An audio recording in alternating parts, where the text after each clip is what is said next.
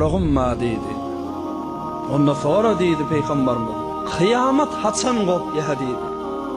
Peygamberimiz aleyhissalatu vesselam biraz durup cevap verdi. Ey falane dedi.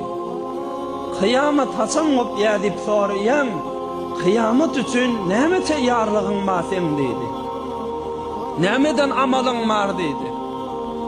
Ol kişi aytdy, ya Resulullah izafe eden okan namazım, eden taharetim yok dedi. İzafe eden hayratım, ihsanım, amalım yok dedi.